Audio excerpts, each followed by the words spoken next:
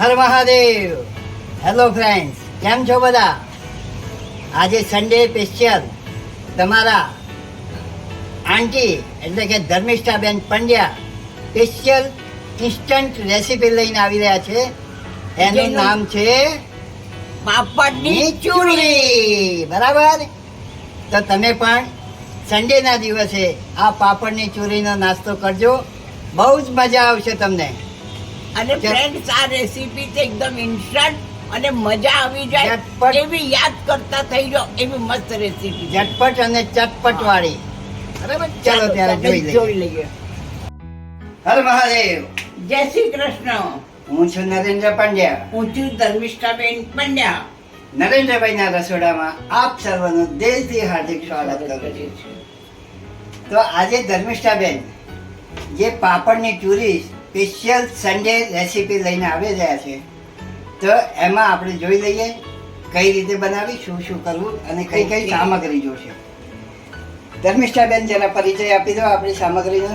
તો આજે આપણે બનાવીશું પાપડની ચૂરી. એની માટે મેં અહીંયા 3 નંગ અડદના પાપડ લીધા છે, 1 ટમાટર લીધું છે, 1 કાંદો લીધો છે ઝીણું સમારીને, આ થોડું લાલ મરચું લીધું છે, આ બે શેકીને સિંગદાણા લીધા છે, શેકીને જીરું લીધું છે, આ કોપરાની છીણ છે, આ ગરમ મસાલો છે, આ કોથમીર લીધી છે, અને આ શેકેલા જીરાનો બીજો નેક્સ્ટ પાવડર, અને આ લીંબુ અને 3 લીલા મરચાં લીધા છે. આ મેં થોડી ખાંડ લીધી છે, આ મીઠું છે, આ હિંગ છે, આ છે એવરેસ્ટ અમચૂર પાવડર, અને આ છે ચાટ મસાલા. ચાલો તો હવે આપણે રેસીપી શરૂ કરીએ.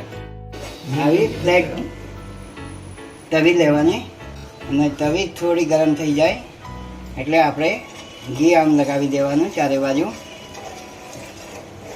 ઘી કે બટર કાંઈ પણ લઈ શકો છો તમારે. હવે આ ઘી ગરમ થઈ ગયું છે એટલે પાપડને આ રીતે ફ્રાય કરવાના છે, રોસ્ટ કરી નાખવાના પાપડને. હવે સેકન્ડ પાપડ લઈશું, એને પણ આ જ રીતે રોસ્ટ કરવાનો છે. પહેલાં આપણે ઘી નાખીશું અને પછી પાપડ મૂકીશું. આ સ્મોલ સાઈઝના પાપડ છે. જે પંજાબી પાપડ આવે છે ને એ ફૂલ સાઈઝના આવશે. પંજાબી પાપડ કરશો તો બહુ મજા આવશે. મારા પાસે અવેલેબલ નહોતો એટલે મેં આ નાના પાપડનો પાપડ ચૂરો બનાવીએ છીએ. મિત્રો, તો હવે આપણે શરૂ કરીએ પાપડની ચૂરી. હવે આ રોસ્ટ કરેલા જે પાપડ છે ને એને આમ કરીને ભાગી કાઢવાના, એકદમ ભૂકો નહીં કરવાનો. બસ આ રીતે બધા પાપડ રોસ્ટ કરેલા હલકા હાથે દબાઈ કાઢો. શીંગ હતી ને એને મિક્સરમાં થોડીક જ ગ્રાઇન્ડ કરી એટલે દાણાદાર જેવી જોઈએ એ રીતના મેં ગ્રાઇન્ડ કરી છે. એને પણ આમાં એડ કરીશું આપણે. હવે થોડા આપણે પાપડ હોય એ પ્રમાણે આપણે કાંદા એડ કરવાના છે.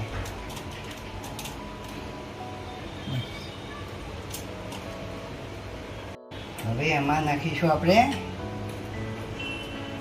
લાલ મરચું પાવડર. જે પ્રમાણે તમે તીખાશ જોઈએ એ પ્રમાણે લેવાનું. હવે નાખીશું થોડો આપણે ટેસ્ટ માટે ગરમ મસાલો. આ શેકેલો જીરા પાવડર. ટમેટા નાખી. હવે થોડા એડ કરીશું આપણે ટમાટર, જે કાપીને તૈયાર રાખ્યા છે એ ટમાટર એડ કરીશું. હવે સ્વાદ અનુસાર મીઠું એડ કરીશું. સ્વાદ અનુસાર મીઠું.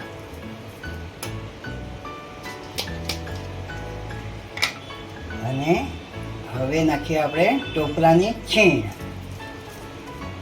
એનાથી પણ સુપર સ્વાદ આવશે.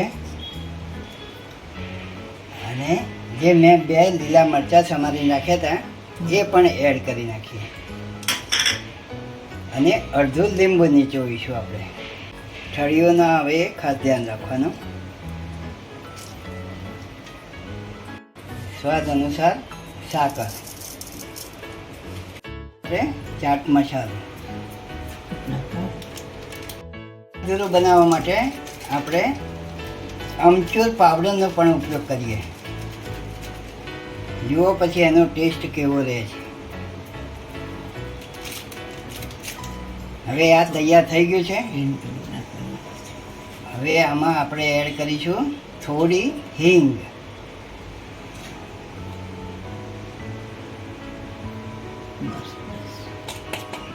આપણે નાખીશું કાળા મરીનો પાવડર.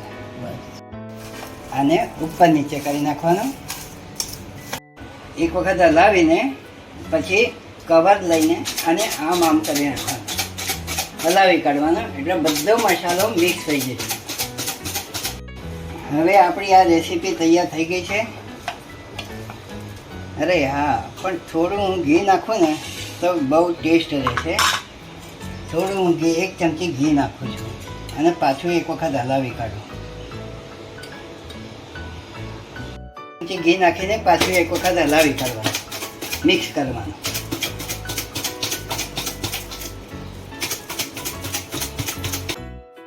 હવે આને આપણે તૈયાર થઈ ગઈ આપણી પાપડની ચૂરી. હવે આપણે એક પ્લેટમાં આ રીતે કાઢીને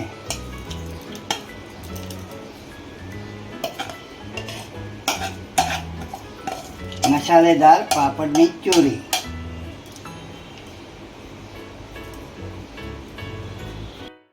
એને ગાર્નિશ કરી આપણે.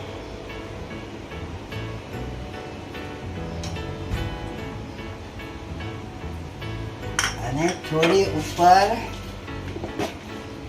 આવી ઝીણી સેવ લેવાની, આ ટાઈપની, આવી પાતળી, એનાથી પણ ગાર્નિશ કરીએ. પછી જુઓ તમારો ટેસ્ટ આનો પાપડની ચોરીનો કેવો લાગે છે.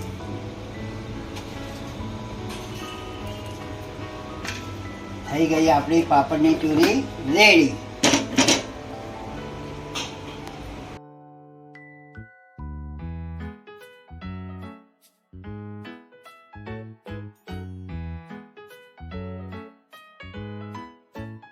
દોસ્તો, શું આ સુપર ડુપર આપણી આ સન્ડે સ્પેશિયલ પાપડની ચોરી તૈયાર થઈ ગઈ છે. અને મસ્ત ખટમધુરી તીખી ધમધમાટ સરસ થઈ છે અને આપણે મજા આવી રહ્યું છે. આ નાસ્તો કોઈ મહેમાન આવ્યો ત્યારે પણ બનાવી શકો. ભૂખ લાગી હોય તો અચાનક ઘરે આવ્યા હોય કંઈ ન હોય તો પણ તમે ખાઈ શકો છો. લંચમાં પણ આપી શકો છો. તો દોસ્તો, આ મારી રેસીપી તમને કેવી લાગી તે મને કોમેન્ટ બોક્સમાં જણાવજો. અને બીજું કે તમે ક્યાંથી બોલો છો તે પણ જણાવજો, તમને ખબર પડે કે અમારા વિવર્સ ભાઈ બહેન ક્યાં ક્યાં છે.